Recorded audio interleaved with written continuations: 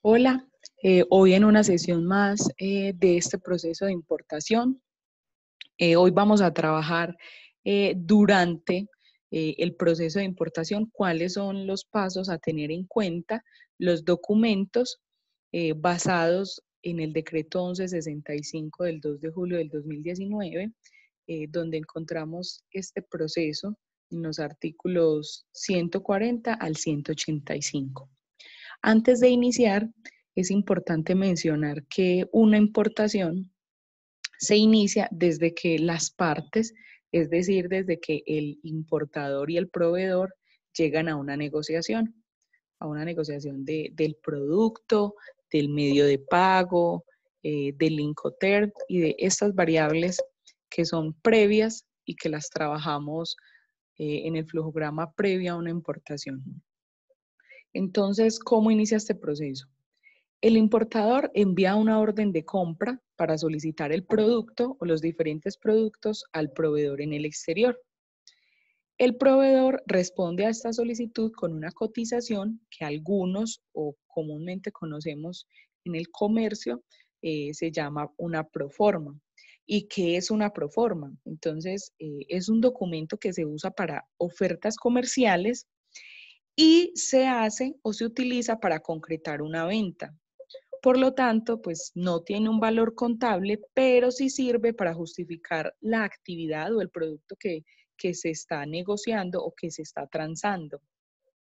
En otras palabras, pues podemos decir que es un presupuesto que nos está haciendo el proveedor al importador a partir de una orden de compra que fue enviada. Eh, entonces, cuando nos llega esa proforma a nosotros, digamos los importadores, ya nosotros aceptamos si esos precios y esas condiciones que se están indicando allí, pues son viables y a partir de ese momento, entonces se cierra como tal, digámoslo así, la negociación. Y a partir de allí, entonces es cuando ya empieza pues la preparación del pedido por parte del proveedor y por parte del importador, pues hacer el pago y tener en cuenta todos los documentos para hacer el proceso de importación en Colombia, que es el que vamos a trabajar a continuación. Entonces, para iniciar, es importante tener en cuenta y recordar los artículos en los cuales está descrito ese proceso de importación en el decreto 1165, donde el artículo 140 nos menciona acerca del arribo del medio de transporte al territorio aduanero nacional. ¿Y qué nos dice precisamente el decreto 1165? Nos dice que todo medio de transporte que ingresa al territorio aduanero nacional, pues debe ingresar por unos lugares habilitados por la autoridad aduanera o por esas zonas primarias, pues que tienen dicho aval o dicha autorización. ¿Quiénes tienen como esa preferencia o que no tienen que seguir pues como estos lugares habilitados? Las naves o aeronaves de guerra. Ellos pues digamos que están exentos de estas medidas y de lo que a continuación vamos a mencionar. De resto, todos los medios de transporte que tengan carga y que vengan también con pasajeros deben seguir un paso a paso y lo primero es que deben arribar por estos lugares habilitados. Adicionalmente, es importante recordar, o como nos lo menciona el artículo, estos medios de transporte que no sean de Colombia, es decir, que estén registrados en otros países, solo pueden permanecer en el territorio aduanero nacional hasta por un periodo de 30 días calendario, prorrogable hasta por un mes más, siempre y cuando pues estos medios de transporte lo requieran o si se presenta una falla técnica, una falla mecánica, una avería o algún daño. Teniendo pues estas condiciones, entonces la autoridad aduanera puede prorrogar por un mes más o durante el periodo que requieran para hacer dicho arreglo y permitir que el medio de transporte salga del país. Teniendo en cuenta esto, entonces tenemos un segundo proceso donde nos dan el aviso, nos dicen en qué momento se debe avisar que un medio de transporte va a llegar al territorio aduanero nacional. Entonces, aparte de que se debe ingresar por unos lugares habilitados, es importante avisar a la autoridad aduanera que una carga va a llegar al territorio aduanero. En este caso, hay unos tiempos en que el transportista debe dar aviso a la autoridad aduanera y este aviso lo debe dar a través de los sistemas informáticos electrónicos que tiene habilitados la autoridad aduanera. Para el caso marítimo, se debe avisar con 6 horas antes de anticipación y en el caso aéreo y terrestre, 1 hora antes de que el medio de transporte llegue al territorio aduanero nacional. ¿Y con qué documentos o cómo le presentamos esa información a la autoridad aduanera? Pues entonces tenemos un documento que se conoce como el manifiesto de carga. ¿Y qué es o qué información contiene este documento? Entonces, contiene la relación de la mercancía que se está transportando y que va a llegar al territorio aduanero nacional. En él debe venir consignado los bultos, la carga, ya sea mercancía a granel o mercancía general, con algunas características o con una información adicional, como cuáles, identificación del medio de transporte, cuál es la modalidad del viaje, qué tipo de carga es, si es un medio de transporte que viene con carga o con pasajeros, de dónde proviene este medio de transporte, cuándo salió, cuál es el documento de transporte, es decir, si es un BL, si es una guía o si es una carta aporte, las cantidades que trae o el número de unidades, el peso y todas las demás características pues que sean necesarias para que la autoridad aduanera pues efectivamente identifique la mercancía que allí viene relacionada. Como les decía entonces ahora, ¿quién presenta esta información? El transportista, el agente de carga internacional o también el operador de transporte multimodal y lo debe hacer a través de los sistemas informáticos electrónicos de la DIAN. Vamos a pasar. Bueno, aquí tenemos un borrador de un manifiesto de carga o un ejemplo, cómo debe estar contenida en la información y donde se debe mencionar los anteriores documentos o anterior información que les mencionaba en la anterior presentación. Listo, entonces pasamos a un tercer momento. Y este tercer momento entonces nos habla de la transmisión y entrega de los documentos de viaje a la autoridad aduanera. Entonces, ¿qué nos dice la autoridad aduanera? Listo, si va a llegar una carga al territorio aduanero nacional, es importante que esa carga pues nos la reporten para saber y disponer de las personas y de los medios para hacer el control cuando esa carga llegue. ¿Cuándo se debe hacer este proceso de entrega de información? Entonces, es muy importante que hagan la diferenciación entre el aviso de arribo del medio de transporte y la otra es la información de la carga como tal, de todos los documentos, es decir, del documento de transporte en el que viene consignada esa mercancía. Entonces, para el transporte aéreo se debe entregar 3 horas antes de que el vuelo llegue al territorio aduanero nacional. Para el transporte marítimo se debe entregar 12 horas antes y para el transporte terrestre se debe entregar 1 hora antes. Aquí, ¿qué documentos se deben entregar? Entonces, los documentos de transporte, que pueden ser la guía para el transporte aéreo, la carta aporte para el transporte terrestre o el conocimiento de embarque para el transporte marítimo. Adicionalmente, entonces debemos identificar unos documentos de transporte que están clasificados de acuerdo a la consolidación de esa mercancía. Tenemos el documento de transporte directo. Este se da cuando es expedido por el transportador y el dueño de la mercancía es solo una persona. Y por eso se le conoce como un documento de transporte directo.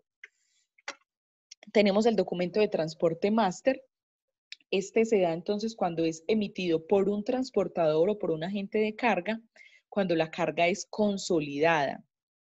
Es decir, que la carga se consolida o es despachada por una empresa, pero la mercancía que viene allí pertenece a diferentes consignatarios o a diferentes dueños. Si vemos la diferencia con el documento anterior, en el primero, la carga es despachada por un solo transportista y recibida por un solo dueño o por una misma persona.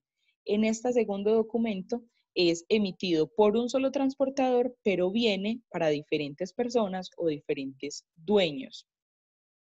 Y de este, entonces, se desliga o se deriva otro documento que lo conocemos como el documento de transporte hijo. Y ese documento, entonces, es el que ampara cada una de las cargas específicas que están agrupadas en el documento consolidador. Es decir, aquí en este documento de transporte máster hay una persona, un solo transportista, pero la mercancía viene para diferentes consignatarios. Entonces, esta empresa tiene que darle a cada uno de estos consignatarios un documento de transporte adicional donde está amparada la mercancía de cada consignatario y es este el documento que debe presentar ante la autoridad aduanera y la debe presentar el transportista. Y por último tenemos otro documento de transporte que es el documento de transporte multimodal. Entiéndase transporte multimodal como el uso de diferentes medios o modos de transporte. Lo expide un operador de transporte multimodal donde éste toma las mercancías bajo su custodia y se compromete a entregarlas de conformidad con las cláusulas del contrato. Es decir, una empresa se encarga de traer la mercancía pasando por diferentes medios o modos de transporte hasta llevarlo hasta la empresa o hasta el lugar convenido. Bueno, aquí digamos que hay algunas excepciones y esto se da porque digamos que hay unos lugares de origen que quedan o están muy cercanos a Colombia. Por lo tanto, digamos que enviar estos documentos o dar el aviso de arribo antes de que salgan estos documentos, pues a veces no es posible porque, por ejemplo, eh, hay unos lugares que quedan, por ejemplo, a una hora en modo aéreo o en barco que pueden quedar a 3 horas navegando pues por alta mar. Entonces, el aviso y el envío de estos documentos se debe dar antes de que estos medios de transporte salgan para Colombia. Entonces, aquí, por ejemplo, cuando nos dicen que los documentos de transporte o estos documentos de viaje en el tema marítimo se deben entregar 12 horas antes, pero si del lugar de origen a Colombia se demora 1 hora, entonces estos medios de transporte se deben entregar pues 1 hora antes de que este medio de transporte salga y llegue al territorio aduanero nacional. Entonces, digamos que hay unas excepciones. O, por ejemplo, en el caso de Panamá a Colombia, un vuelo se puede estar demorando 1 hora. Y si vemos aquí el tema del tiempo en el transporte aéreo, pues dice que debemos entregar los documentos 3 horas antes. En ese caso, esa mercancía que viene de Panamá a Colombia, pues no va a poder cumplir con este tiempo porque es solo 1 hora. Entonces aquí, ¿qué dice la autoridad aduanera? Pues ahí entonces, como no se cumple el tema del tiempo, envíelo en el momento antes de que ese medio de transporte salga con destino a Colombia. Bueno, tenemos entonces un cuarto paso y es el aviso de llegada de la mercancía al territorio aduanero nacional. Entonces aquí ya tenemos que la mercancía ya está arribando a Colombia, ya está llegando. Entonces hay unos tiempos también que se deben cumplir y que se deben dar aviso a la autoridad aduanera para que ellos activen todos los controles y tengan muy presente todo el proceso de importación de esa mercancía que está llegando. Entonces, en el medio o en el modo de transporte marítimo, el aviso de llegada se debe presentar ¿en qué momento? Cuando la autoridad aduanera inicie, digamos que la operación de descargue de este buque o de este modo de transporte marítimo. En el modo de transporte aéreo, el aviso de llegada se debe dar en el mismo momento en que la aeronave se ubica en el lugar de parqueo del aeropuerto, es decir, cuando se ubica ya en el muelle. Y en el modo de transporte terrestre, ¿cuándo se da ese aviso de llegada? Cuando el transporte ingresa o cuando cruza la frontera.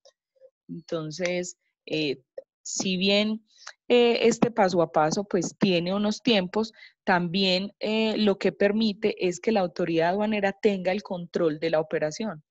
En caso de que estos tiempos no se cumplan, pues los operadores de transporte o los agentes de carga internacional pues pueden incurrir en una sanción.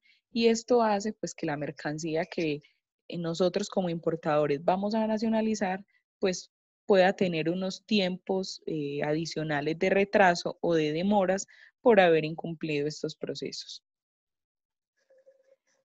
Después de que damos el aviso de llegada a la autoridad aduanera, que el encargado de hacer esto es el transportista, el agente de carga o el operador de transporte multimodal, entonces se procede al descargue de la mercancía.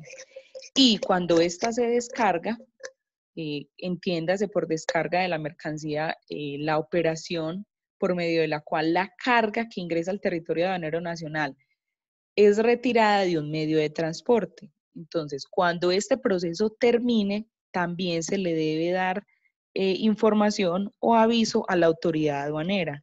¿Y cuándo se debe dar este aviso? Pues inmediatamente termine de descargarse esta mercancía y se debe hacer a través de los sistemas informáticos electrónicos. Vamos a pasar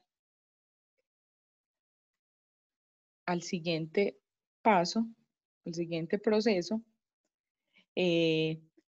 donde, bueno, aquí el otro proceso es aviso de finalización de descargue, ya lo había mencionado, entonces nos vamos a saltar al número 7, donde después de haber descargado esa mercancía, el transportista tuvo que verificar o tuvo que haber verificado que la mercancía descargada coincida con la que está declarada en el documento de transporte, ya sea en el BL, ya sea en la guía o en la carta aporte. Y ahí, en esa revisión o en ese conteo, el transportista tiene que identificar si la mercancía coincide, la mercancía descargada coincide con los documentos de transporte o si por el contrario hay alguna inconsistencia. En caso de que persista una inconsistencia, entonces esta mercancía se tiene que declarar y se tiene que informar a la autoridad aduanera. ¿Y en qué momento se debe hacer? El transportista tiene hasta 12 horas después de haber dicho que finalizó el descargue para presentar estas inconsistencias. Y para que el dueño de esa mercancía o la agencia de aduana pues tenga el tiempo suficiente para declarar y demostrar o pedir los soportes de por qué llegó más mercancía o por qué está llegando menos de la que se declaró con anterioridad. Ahí entonces, ¿por qué se pueden dar diferentes inconsistencias? Entonces, tenemos dos casos. Se puede dar porque haya sobrante o faltante, o porque haya exceso o defecto. Entonces, cuando hablamos de sobrantes o faltantes, hacemos referencia al número de bultos. ¿Y esto por qué se puede dar?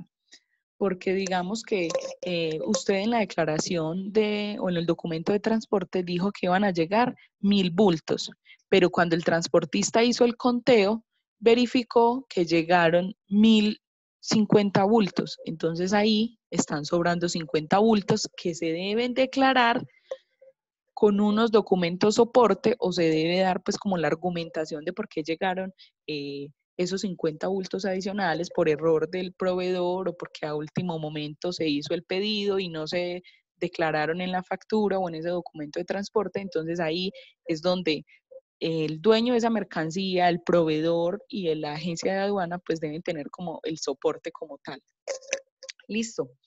En caso de exceso o defecto, entonces hace referencia al peso y ahí entonces tenemos una opción que nos da la autoridad aduanera y es un margen de tolerancia de hasta el 5% de peso adicional, siempre y cuando pues este exceso se reporte a la autoridad aduanera. ¿Y esto cuándo se da? Cuando, dependiendo de la naturaleza de la mercancía, pues esta puede presentar un incremento o un aumento de su peso. Entonces, o también puede pasar que tenga una reducción en el peso. Puede pasar en el tema de la tela, que hay tela que se puede expandir o puede aumentar su peso por el calor o por el clima o por el movimiento, como puede haber otra que se puede contraer. Entonces, esto hace que reduzca su peso o que reduzca su tamaño. Entonces, ahí es donde, dependiendo la mercancía, pues tienen un margen de peso que ya ha sido estudiada incluso por la autoridad aduanera y de acuerdo a esta información que nosotros presentemos, pues entonces hay unas excepciones. Pero entonces es muy importante que en este proceso de registro de inconsistencias, el transportista dé aviso de estas inconsistencias, ya sea de sobrantes o de excesos. ¿Por qué? Porque si no hay lugar a una argumentación o a un soporte con documentos del por qué llegó más o del por qué llegó menos, pues puede haber lugar a una aprehensión de la mercancía. Listo, entonces cuando ya digamos que el transportista pasa el informe con las inconsistencias o si por el contrario no hubo ninguna inconsistencia, entonces la mercancía pasa al número 9, al paso número 9, donde hablamos del reconocimiento de la carga. Este reconocimiento de la carga entonces se da cuando el transportista entrega la mercancía a la bodega donde se va a realizar la inspección y el reconocimiento como tal de la carga. ¿Qué se hace en este reconocimiento? Entonces, el encargado de la bodega recibe la mercancía y valida la mercancía que está ingresando teniendo en cuenta el peso, el número de bultos y el estado de la mercancía. Entonces se pasa por un escáner para validar que la mercancía que se está declarando en el documento de transporte coincida con la mercancía que están pasando por el escáner. Entonces, más o menos es este proceso que estamos visualizando en la imagen, donde hay una persona encargada de recibir la mercancía y está validando la información que nos presenta el escáner. Después del reconocimiento de la carga, entonces se puede dar lugar a dos procesos. Uno, continuar con la disposición de la carga. ¿Cómo así que continuar con la disposición de la carga? Entonces es continuar con el proceso normal de la nacionalización de la mercancía. ¿Por qué? Porque la mercancía que se está relacionando de manera física coincide con la mercancía que está descrita en los documentos. Entonces, si estamos diciendo que vienen 1000 unidades de camisetas, esas 1000 unidades deben estar de forma física y también deben estar descritas de forma documental. Y el otro caso, entonces, es no continuar con la disposición de la carga. ¿Cómo pasa o cómo se da este proceso? Entonces, caso contrario, al continuar con la disposición de la carga, es cuando la mercancía no está relacionada de forma física en los documentos de transporte. ¿Qué quiere decir? Cuando hay sobrantes o cuando hay excesos y cuando el transportista no presentó en ese informe anterior que veíamos de inconsistencias, no lo declaró a la autoridad aduanera. Entonces, ahí puede que estén sobrando esos 50 bultos de los que les hablaba ahora o caso contrario, puede que estén relacionados 1000 bultos en el documento de transporte y que la mercancía real, la mercancía física, solo haya 900 bultos. Entonces ahí la persona encargada de la bodega dice, no, yo no puedo continuar con este proceso hasta que no se demuestre por qué no está el total de la mercancía.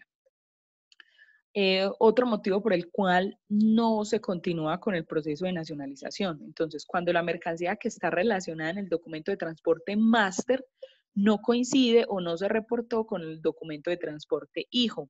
Entonces, como hablábamos ahora del documento de transporte máster, este documento es el que hace un solo transportista que trae mercancías para diferentes dueños. ¿Y qué pasa? Que pudo haber sido que el transportista no le dio al consignatario un documento de transporte adicional donde venía la mercancía. Entonces no coincide o no hay coincidencia entre estos dos documentos de transporte, por lo tanto, no hay un soporte como tal de esa mercancía. Otro motivo por el cual no se da continuidad con el proceso. Hay mercancía diferente a la que está relacionada en los documentos. ¿Qué puede pasar ahí? Entonces, estamos relacionando camisetas de dama, pero la mercancía física me dice o demuestra que las camisetas que vienen ahí son camisetas para hombre. Entonces, hay diferencia en la mercancía. ¿Por qué? Porque incluso desde la posición arancelaria ya hay un cambio. Ya hay un cambio de nomenclatura, por lo tanto, es una mercancía diferente. Otro caso por el cual la mercancía no continúa con su proceso, entonces cuando no se pone a disposición de la DIAN, es decir, cuando ponemos trabas o diferentes problemas para que la DIAN no inspeccione esa mercancía, es como si estuviéramos ocultando algo en ese proceso. Entonces ahí también hay suspensión como tal de este paso a paso. ¿Qué pasa entonces cuando no hay continuidad del proceso? Entonces, esta mercancía puede ser aprehendida por la autoridad aduanera cuando no se tenga el debido soporte de estos procesos que mencionamos aquí. Vamos a pasar al paso o al proceso número 11. Listo, entonces aquí de este proceso pueden resultar dos casos. Uno, entonces que continuemos con el proceso de nacionalización. Y dos, que la mercancía sea aprehendida. Entonces, digamos que la mercancía no tuvo ningún inconveniente, no tiene ninguna inconsistencia. En este caso, entonces la mercancía se dispone a ser entregada en un depósito o se dispone a ser entregada para una zona franca o se dispone para hacer el proceso como tal de una importación. Entonces, aquí debemos tener en cuenta unos documentos adicionales. Si es una mercancía que se va a destinar para un depósito o para una zona franca, entonces debemos realizar una planilla de envío. ¿Y qué es esa planilla de envío? Entonces es un documento que expide el transportador mediante el cual se autoriza, se registra y ampara el traslado de la carga bajo control aduanero, desde el lugar de arribo hacia un depósito habilitado o hacia una zona franca que estén ubicados en una misma jurisdicción aduanera. Entonces aquí debemos retomar los conceptos que vimos en una sesión anterior donde llevábamos esa mercancía para un depósito y no hacíamos como tal ese proceso de importación donde pagamos inmediatamente esos tributos aduaneros. Entonces aquí le vamos a dar un destino de bodegaje o vamos a llevarlo para una zona franca o para un depósito donde todavía no vamos a pagar o no vamos a nacionalizar esa mercancía. Entonces aquí, en este punto, es donde debemos tener en cuenta esas otras disposiciones de la mercancía que se le pueden dar antes de que la importemos. Entonces aquí, si por ejemplo va para una zona franca, recuerden que el ingreso a una zona franca es una mercancía que no paga impuestos, porque recuerden que una zona franca es un territorio delimitado dentro del país con unos beneficios tributarios, aduaneros y cambiarios, ¿sí? Por lo tanto, esa mercancía que va para estos destinos que están mencionados aquí, están todavía bajo control aduanero. Por lo tanto, deben ir relacionados en una planilla de envío para que si dado el caso de que en el camino o en el transcurso o en el tránsito desde esa zona primaria hasta los depósitos o hasta esta zona franca, los para la policía fiscal y aduanera, pues no haya lugar a aprehensión, sino que en esta planilla de envío esté soportada esa mercancía, indicando que es una mercancía que se le va a dar una disposición diferente a una importación y que por lo tanto están bajo control aduanero porque no han pagado impuesto. En estos casos, entonces, se hace la planilla de envío. Aquí que es muy importante señalar que se hace planilla de envío cuando está en la misma jurisdicción, es decir, cuando el depósito o cuando esta zona franca están en la misma jurisdicción de la zona primaria por donde ingresó esa mercancía. Caso puntual, ingresó una mercancía por Buenaventura y va para Cali, es decir, cuando están en el mismo departamento. Cuando es una mercancía que, por ejemplo, ingresa por Buenaventura, pero que viene para la zona franca de Río Negro y que viene por transporte terrestre, entonces se debe hacer una declaración de tránsito aduanero. ¿Por qué? Porque está en una jurisdicción diferente. Y en otra sesión vamos a hablar del tránsito aduanero, que es otro de los regímenes o destinos aduaneros que se le puede dar a una mercancía.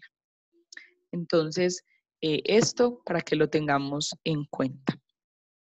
Cuando esta mercancía entonces llega o ingresa a los depósitos, ya sea a una zona franca, entonces puede ser a la zona franca de Río Negro o a uno de los depósitos públicos y privados, entonces por ejemplo tenemos a Concimex, Almagrario, Almaviva o Al Popular, la persona encargada de recibir la mercancía valida la planilla de envío, hace la inspección de la mercancía y verifica que la mercancía que llega física coincide con lo que esté declarado en esta planilla de envío. Y cuando hace esta recepción y valida efectivamente la coincidencia entre el documento de transporte y los documentos con la mercancía física, hace una planilla de recepción. Y esa planilla de recepción, entonces la dan los encargados de estas zonas, ya sea una zona franca o de un depósito, donde indica y aprueba el ingreso de la mercancía en las cantidades que vienen consignadas y como están descritas en esa planilla de envío o en esa declaración de tránsito aduanero. Listo, entonces este proceso con respecto a la mercancía que tiene una disposición diferente a la importación inmediata, es decir, que va para una zona franca o para los depósitos que los veíamos en una sesión anterior. Caso diferente para la mercancía que se nacionaliza en su lugar de llegada. Entonces, ¿cómo se da ese proceso? Llegó una mercancía a Buenaventura, ¿cierto? Esa mercancía que llega a Buenaventura, el importador la va a nacionalizar en este mismo lugar. Por lo tanto, no la va a llevar ni a un depósito, ni a una zona franca, sin el pago de impuestos, sino que la nacionalización la va a realizar allí en Buenaventura. En este proceso, entonces, se debe dar inicio a la declaración de importación, ¿sí? Entonces, ahí es muy importante mencionar que el obligado a declarar esa mercancía, ya sea el importador a través de una agencia de aduanas, tiene un mes, prorrogable un mes más, para hacer este proceso de importación. Y para hacer este proceso de importación, entonces debe tener como soporte unos documentos para poder realizar esa declaración de importación. Que los documentos soportes, entonces hay unos que son generales y hay otros que son específicos. Entonces, ¿cuáles tenemos dentro de los documentos generales? Tenemos la factura comercial y el documento de transporte. Esos son, digamos, que los principales documentos que se deben tener como soporte de esta declaración de importación. Y como documentos específicos, entonces, ¿qué tenemos? Ahí tenemos varios y aplican de acuerdo a la mercancía o a la naturaleza de la mercancía que estemos importando. El primero de ellos, entonces, registro o licencia de importación. Recuerden que la licencia de importación se da o se debe expedir como licencia previa. También ya lo vimos y ahí es donde depende el régimen de la importación, si es libre, previa o pues si es una mercancía prohibida, que en este caso pues no se podría importar. Entonces ahí el documento soporte sería esa licencia o ese registro con los permisos y requisitos aprobados por las instituciones que tengan esa calidad de expedirla. Declaración andina de valor. Entonces aquí tenemos un documento nuevo que no hemos trabajado y que coincide o que se aplica para las importaciones que superen los $5.000 en términos FOB. Entonces, esta declaración andina de valor es un documento específicamente para esas mercancías. Entonces, que yo estoy importando una mercancía que me vale $4.000, entonces no necesito esta declaración andina de valor. Certificado de origen para aplicar a tratamientos preferenciales. Entonces, este certificado de origen es el que me demuestra que esa mercancía es originaria de X país, por ejemplo, un país de China, de Estados Unidos, de Francia o de cualquier país, ¿cierto? ¿Y para qué me sirve ese certificado de origen? Para aplicar a un beneficio arancelario que está consignado bajo un acuerdo tratado de libre comercio que Colombia tiene con ese país del cual yo estoy realizando la importación. ¿Qué otros documentos soporte? Entonces, mandato aduanero. Y el mandato aduanero es ese contrato o ese poder que yo como importador le doy a la agencia de aduana para que me represente y declare la mercancía y haga todo el proceso de nacionalización ante la autoridad aduanera. ¿Qué otros documentos requiero? Lista de empaque, que es donde viene consignada la mercancía, y cualquier otro documento que requiera la autoridad aduanera. Como les indico, pues o como les decía ahora, todo depende de la naturaleza de la mercancía, ¿sí? Por ejemplo, en el caso del licor, entonces hay una certificación de marcación física o electrónica que está o que se debe expedir ante el Sistema Único Nacional de Información y Rastreo. ¿Y esta mercancía para qué aplica? O este registro más bien, ¿para qué mercancía aplica? Para las cervezas, para los licores, para los vinos, para el tabaco, para el cigarrillo. Entonces, todo depende de la mercancía que estemos importando. Por ejemplo, si estamos importando teléfonos móviles inteligentes, entonces requerimos un documento adicional, un documento específico que se llama una carta de homologación de marca. Y este documento lo expide la Comisión Regular de Comunicaciones. Entonces, por eso hago la diferencia entre documentos soporte y documentos generales. Los documentos generales, los documentos soporte generales y los documentos soporte específicos. Los generales son los que llevan todas las importaciones y los específicos dependen de cada producto que estemos importando y con los cuales estemos realizando este proceso de nacionalización. Cuando yo tengo entonces estos documentos, procedo a realizar ese documento, la declaración de importación, que también la expliqué en una sesión anterior y la cual deben practicar en Legiscomes. Entonces, cuando se tienen estos documentos soporte, se procede a presentar la declaración de importación. ¿Qué puede pasar? Que la declaración esté bien diligenciada y pues que los documentos que les hablaba ahorita pues coincidan y den soporte a esa declaración de importación. Pero también puede pasar que la declaración de importación no sea aceptada porque o esté mal diligenciada o porque haya error en los documentos y en la mercancía que esté declarada en estos. Entonces la DIAN no acepta la declaración. ¿En qué casos, por ejemplo, no se acepta la declaración? Cuando la declaración de importación no se haya presentado en los tiempos previstos, es decir, cuando no la presentamos en el mes que teníamos para nacionalizar esa mercancía, prorrogable otro mes más, cuando no la presentamos en ese tiempo, entonces la DIAN dice, no, es que esa mercancía ya pasó a abandono legal, por lo tanto, se debe hacer un proceso adicional. ¿Cuándo más no se acepta esa declaración de importación? Entonces, cuando esta no se presenta en la oficina de la autoridad aduanera por la cual ingresó la mercancía. Entonces, por ejemplo, ingresó la mercancía por Buenaventura. pero yo estoy diligenciando y presentando los documentos en, en la oficina de la autoridad aduanera de Medellín. Entonces, ahí no hay lugar a una aceptación porque la mercancía está en otro lugar o en otra jurisdicción. Por lo tanto, no la acepta. Otra, cuando la liquidación de los tributos aduaneros sea diferente a la que efectivamente coincide con la posición arancelaria y con los aranceles y el IVA que corresponden a esa mercancía. Entonces ahí es cuando hay diferencia, cuando yo, por ejemplo, estoy diciendo que una mercancía no paga arancel, pero de acuerdo a la posición arancelaria, esa mercancía sí paga un arancel del 10%. Entonces, cuando no coinciden estos valores.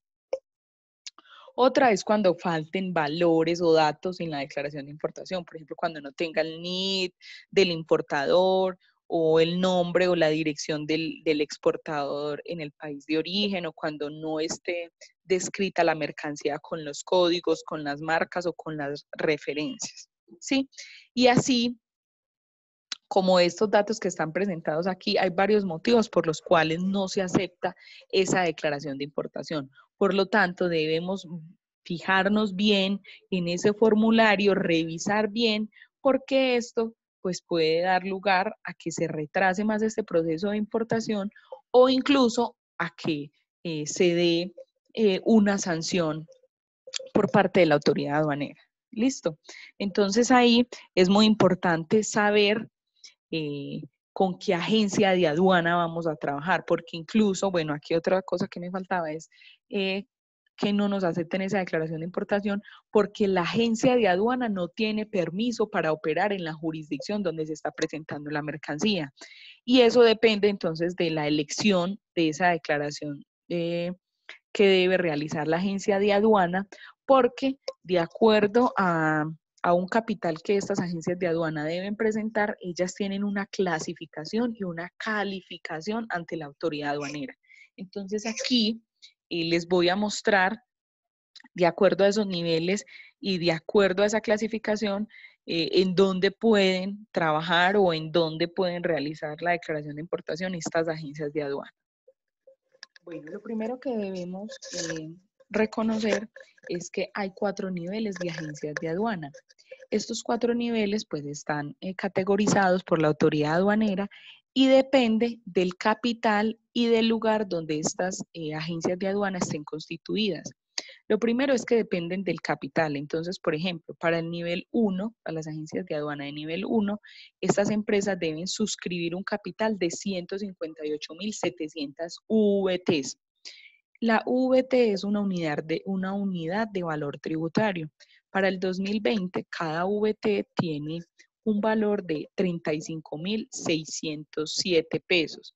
Entonces, ¿qué hacemos? Hacemos la conversión. Entonces, si multiplicamos 158.700 pesos, perdón, 700 VTs por 35.607 pesos, que es a lo que equivale cada VT, tenemos que cada agencia de aduanas del nivel 1 debe tener como capital suscrito un valor de 5.650 más o menos millones de pesos.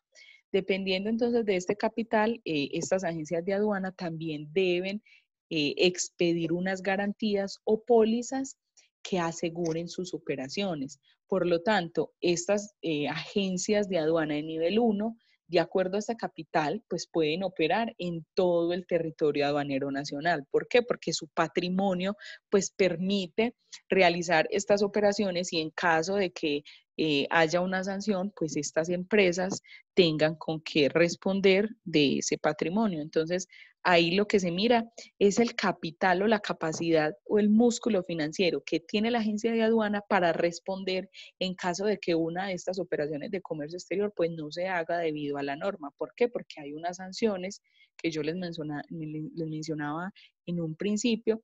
Y si, por ejemplo, uno de estos pasos que les mencionaba anteriormente no se hacen de acuerdo a los tiempos o presentando la documentación, pues hay lugar a sanciones. Y ahí pues tiene, digamos que mucha responsabilidad la agencia de aduana y la empresa o el dueño de la mercancía. Entonces, para el nivel 1, ellas pueden ellas, me refiero a las agencias de aduana, pueden realizar sus operaciones de comercio exterior en todo el territorio aduanero nacional. Las agencias de nivel 2, entonces volvemos, hacemos la operación 19.869 por 35.600 VTs, entonces nos dice que deben declarar o deben tener un patrimonio líquido de 707 millones. Aunque hay una diferencia pues muy grande con las de primer nivel, que deben declarar 5.650 millones, pues es aquí donde se restringe un poco la actividad. Entonces, las agencias de aduana de nivel 2, aunque pueden realizar sus operaciones en todo el territorio aduanero nacional, hay operaciones que estas no pueden hacer por el mismo valor o el monto de su patrimonio. ¿Por qué? Porque no alcanzan a tener una responsabilidad tan amplia como las de primer nivel. Y ya para las de tercer y cuarto nivel, pues sí están suscritas a una jurisdicción como tal. Por ejemplo, las de nivel 3, que tienen un capital de 6.461 VT, solo pueden realizar sus operaciones de comercio exterior en Bucaramanga, Cartago, Cúcuta y Piales, y estas zonas que están aquí descritas. Y las de nivel 4, que tienen un capital menor, entonces pueden realizar sus operaciones solo en estos lugares que aquí están indicados. ¿En dónde? En Inírida, en Leticia, en Puerto Asís, en Puerto Carreño, San Andrés, Tumaco, Yopal y demás administraciones. Entonces, esto se los menciono como conocimiento general. También pueden encontrar estas características o estos datos en el decreto 1165 y se los traigo acá a colación porque digamos que uno de los casos de no aceptación de la declaración de importación es cuando una agencia de aduana, entonces ya sabemos, de acuerdo a los niveles, no está o no tiene el permiso para operar en una jurisdicción diferente a la que está avalada. Entonces ya sabemos por qué y a la hora de realizar una importación, entonces ya debemos saber qué es lo primero que debemos mirar, el capital o el nivel de la agencia de aduana y validar en dónde pueden operar para que no nos cancelen o no nos retrasen este proceso de nacionalización. Listo, ya después de haber conocido estos pasos y después de haber presentado la declaración de importación, lo que debemos seguir es pagar los tributos aduaneros, que ya con anterioridad también los habíamos calculado, y estos pues se deben hacer siguiendo el paso a paso que también conocemos y que también está en ese decreto 1165. Entonces recuerden que se calcula sobre el valor CIF, costo seguro, flete y otros gastos. Se debe convertir con la TRM del último día hábil de la semana inmediatamente anterior y esta se debe tomar del Banco de la República o de la Superintendencia Financiera de Colombia y al final se debe aproximar a la cifra de 1.000 más cercana. Ya cuando tengamos esto calculado sobre el arancel y sobre el IVA, entonces se corresponde a pagar estos tributos en los bancos que estén avalados o en las entidades financieras que estén autorizadas por la autoridad aduanera. Posteriormente, entonces, después de pagar los tributos aduaneros, después de que la autoridad aduanera realice la verificación de estos tributos aduaneros, entonces sigue el levante y es la autorización de la autoridad aduanera para que esa mercancía pues pueda salir y pueda circular libremente. En este levante, entonces, la autoridad aduanera hace un nuevo reconocimiento de la mercancía, es decir, valida nuevamente esa mercancía y puede dar inspección automática, física o documental. Entonces, el levante automático indica pues que la autoridad aduanera valida pues, el pago de los tributos aduaneros y valida los documentos que estén soportando esa declaración de importación y automáticamente pues le da el levante y autoriza el retiro de la mercancía. La mercancía por inspección física, entonces lo que hace la autoridad aduanera es que aleatoriamente destapa los bultos y verifica la mercancía de forma física validando el pago de los tributos y los documentos que están soportando la operación. Después de que se hace esta inspección física, entonces sale y se puede retirar la mercancía. Y la inspección documental, entonces, es simplemente la validación de los documentos.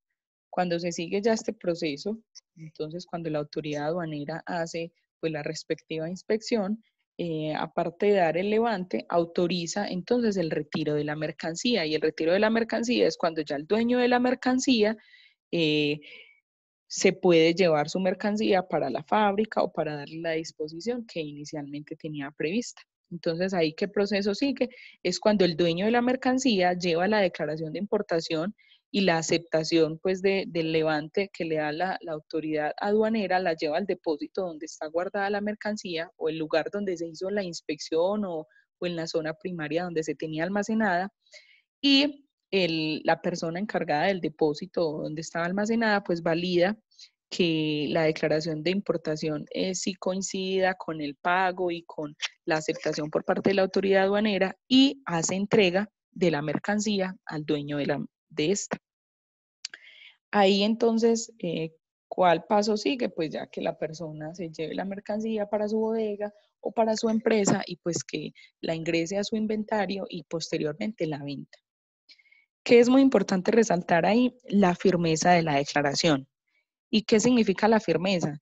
Es por cuánto tiempo debemos guardar los documentos de esa declaración de importación o en qué tiempo puede la autoridad aduanera validar nuevamente o hacer control de esa mercancía y validar que usted se haya pagado impuestos, que se haya declarado la mercancía como tal, porque en este proceso de importación, pues los inspectores de la DIAN se pueden equivocar en algún momento, entonces pudieron haberle autorizado una mercancía que tenía alguna inconsistencia o algún error. Entonces, esa firmeza de la declaración tiene un tiempo de 3 años para que la autoridad aduanera pues pueda volver a revisar y pueda volver a sancionar. Entonces ahí los documentos se deben guardar por lo menos 3 años, aunque por recomendación pues personal uno lo debe guardar toda la vida porque en cualquier momento la autoridad aduanera puede volver y como les digo, revisar y solicitar nuevamente una inspección o una revisión de esa mercancía. Y digamos que hasta aquí pues se da como todo ese proceso de importación. Ya más adelante sigue la declaración de cambio y es donde se da toda esa legalización de las divisas que en una próxima sesión les voy a ampliar un poquito más este tema.